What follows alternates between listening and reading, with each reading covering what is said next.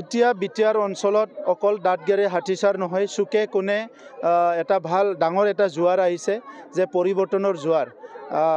এইবাৰ আমাৰ অসমত যি এটা পৰিৱেশ সৃষ্টি হৈছে, এইটো ভাৰতৰ অইন ৰাজ্যবিলাকতো হৈছে।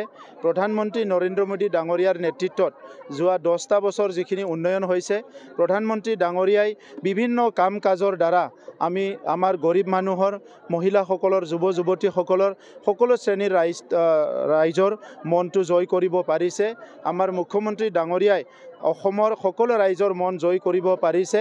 আৰু বিটিআৰ অঞ্চলত যোৱা 3টা বছৰত যি শান্তি, সম্প্ৰীতি, নিৰাপত্তা, উন্নয়ন ৰাইজে পাবলৈ সক্ষম হৈছে, এইটো লৈ পেলাই আজি সকলো ৰাইজে মনটো পৰিৱৰ্তন হৈছে।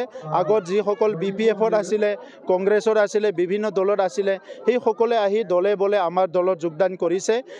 এতিয়া মানে যোগদান সকলো ডিষ্ট্ৰিক্টত, সকলো ব্লকত অকল যোগদান, বিভিন্ন জাতি জনগোষ্ঠী, পুৰুষ মহিলা আমাৰ দলত যোগদান কৰি আছে। আৰু এই আজি হাতীচাৰত ভূটান বৰ্ডাৰত হাজাৰৰ সংখ্যাত আহি পেলাই আমাৰ দলত যোগদান কৰিছে আৰু বিশাল এটা সভা ইয়াত আজি আয়োজন কৰিছে।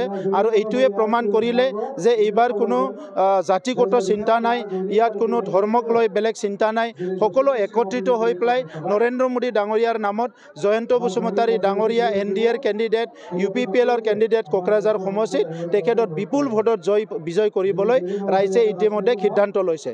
10টা বছৰে কিন্তু দেখা যে মানে যেটো বাতি হৈছে 10টা বছৰে তেখেতে মানে BTC বাকিৰ লগত মানে প্ৰতাৰণা কৰিলে।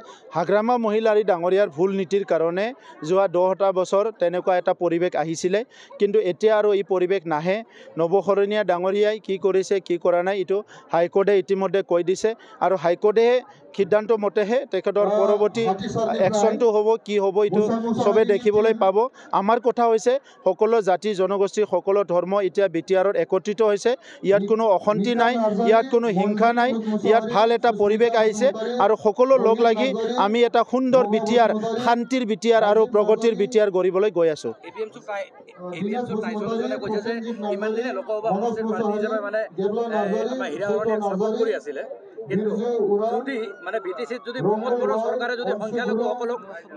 এতিয়ালৈকেতো কৰা নাই, এতিয়ালৈকেতো আমি কৰা নাই। চ' এটা কণ্ডিশ্যন দি পেলাই এইবিলাক কথা ভাবিব নালাগে। ইয়াত সংখ্যালঘুও থাকিব, ইয়াত সংখ্যাগুৰুও থাকিব, বড়োও থাকিব, বঙালীও থাকিব, মাইনৰিটি থাকিব, ৰাজনীতি যিমান জনগোষ্ঠী আছে বিটিআৰ অঞ্চলত আছে, সেই সকলো ভালতে শান্তি সম্প্ৰীতি নিৰাপত্তাত সকলো থাকিব। কোনোবা যদি সন্দেহ কৰিছে, মইতো ক'ব লগা নাই, কিন্তু আমাৰ একশ্যনত আমি ভাবোঁ এতিয়ালৈকে আমি ভুল কৰা নাই আৰু অনাগত দিনতো আমি ভুল নকৰোঁ।